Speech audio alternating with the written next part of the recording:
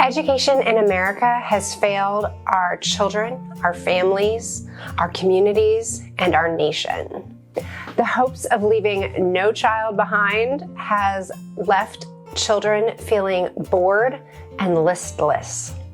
We find that instead of helping children reach their potential, our schools are stamping out generations who can't think for themselves and look to experts and social media influencers to tell them what to do and how to think. In this video, I'm sharing the ideas of an educator who lived more than 100 years ago. Her name is Charlotte Mason. She applied classic principles for education that can actually be applied to every generation. Her common sense approach should not be ignored in our tech-savvy world.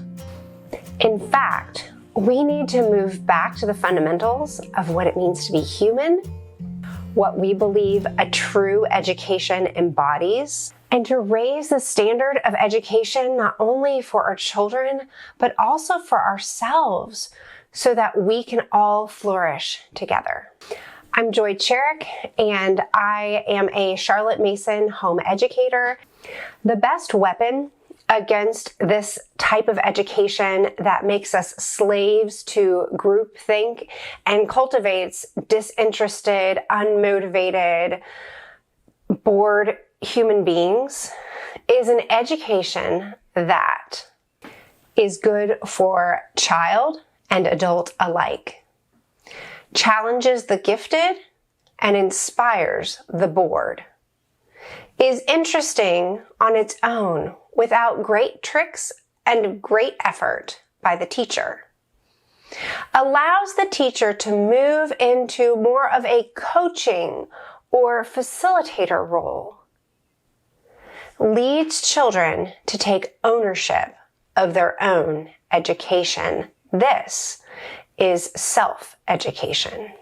So what does an education applying some of the principles that Charlotte Mason discovered look like in practice? So for a very young child, it will look like reading aloud to them amazing books that bring other time periods and cultures to life, and then having them sit and perhaps draw a picture about what they heard, or they could even just tell back orally what they've heard. Now, the older child will be able to read books for himself, and then might write an essay just about what happened. This is called a narration. It's just basically writing about what happened in the story. And it's so simple, but it is such an important skill that has really gotten lost in our formulaic educational system. Another practice that is used and is so essential is the focus on skill work, bringing it back to reading, writing, and arithmetic. It's that simple. We have to remember that children learn at their own pace. We don't run behind our crawling baby and try to make him or her walk at our schedule. No, we wait and we watch them get stronger, and we might see that they're really good with their hands first, and they're really not as interested in walking yet. We don't harass our younger children to do that. And let's not do that with the skills that really happen in a developmental level with an older child. So the last two practices within a Charlotte Mason education include feeding the mind with great ideas. And this might come from books. It might come from exploring nature firsthand. It might come from listening to beautiful music played or studying great pieces of art and understanding where the child is in history so that they will then have a relationship with both the past and can start to have a vision for themselves for the future. And finally, the practice that is so essential to a Charlotte Mason education is keeping the lessons short. And this will allow a child to not get exhausted. Let's take a closer look at Charlotte Mason's ideas, because she studied broadly and thought deeply and spent her entire life a student of both the child and educational theory. Charlotte Mason says that children are born persons and that we should treat them as such. And what this means is that all children have dignity as image bearers of God, no matter how small. It's kind of like the Dr. Seuss story where he says, a person's a person, no matter how small. In Genesis, we are told that humans were made as image bearers of God. And this is a great honor. And with great honors come great responsibility. God wants a relationship with us, and he hasn't left us without help. He has given us the Holy Spirit that will help to teach us. And sometimes we forget the Holy Spirit's function in education. We really try to meddle and force and push. And we don't realize that the helper is there as an aid to the child as well as the adult. Our education then is to learn to be citizens of God's kingdom. And through this, we lead children to God's word to help them understand and be led directly to their maker. What tools do we have to carry out such a monstrous task? Well, Charlotte Mason says that there are actually 3 important tools that we have at our disposal: the atmosphere of environment, the discipline of habit, and the presentation of living ideas. So let's start with the first one, the atmosphere of environment. What this means is the tone or the mood of a home or even a schoolroom where it is full of love and encouragement and happy faces, smiles, and joy even. You may have heard the expression, you could cut the tension with a knife. This is referring to an atmosphere that is not thriving and healthy. It is more of a unpleasant place to be. A home or a school with a Christian worldview should be a place where mistakes are just part of life.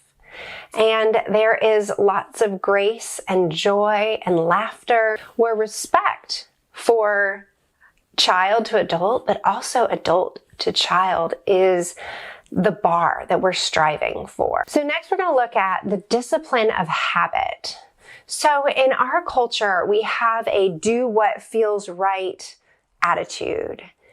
And what this leads us to is not even expecting enough out of ourselves. We say, I can't, or, oh, this is too hard, before we've even tried something. One of my favorite quotes is, let us not despise the day of small things, nor grow tired of doing good.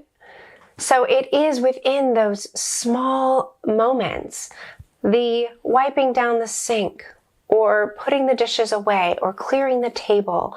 All of these disciplines of habit actually start to shape us, and they shape our character. This is challenging work. Establishing habits, it is an uphill battle. But once you get at the top, then you start to fall in line, almost like a train on tracks, and it becomes easier, and you're able to build more habits. And this is that foundation that is so essential for a thriving, flourishing human life. This is challenging work, but we know that mothers work wonders once we know that wonders are required of us. And then the third tool that we have at our disposal is the presentation of living ideas. And now this is where the fun and the life come in, is we're learning how to live well. We don't want to just be bumps on the log watching television all the time. We want to feel a full life, full of friendships, full of being engaged in our communities, full of climbing trees, and we want our children to be playing in the dirt and exploring God's creation. The world we are given in America is entirely too small. We depend just way too much on the experts to educate us. Remember, we have the Holy Spirit. We are image bearers of God. We have the Bible at our disposal. Those things can help to educate us. And finally, to conclude, education is about relationships. That's why it's messy. Relationships are messy. We have relationships with parent and child. That is education. We have a relationship with parent and teacher, with teacher and student, with the past and the present. We have relationships with the tree and understanding how the ant uses the tree. The education, Charlotte Mason says, is a science of relations, or a science of relationships. Leonardo da Vinci said, "Learn to see.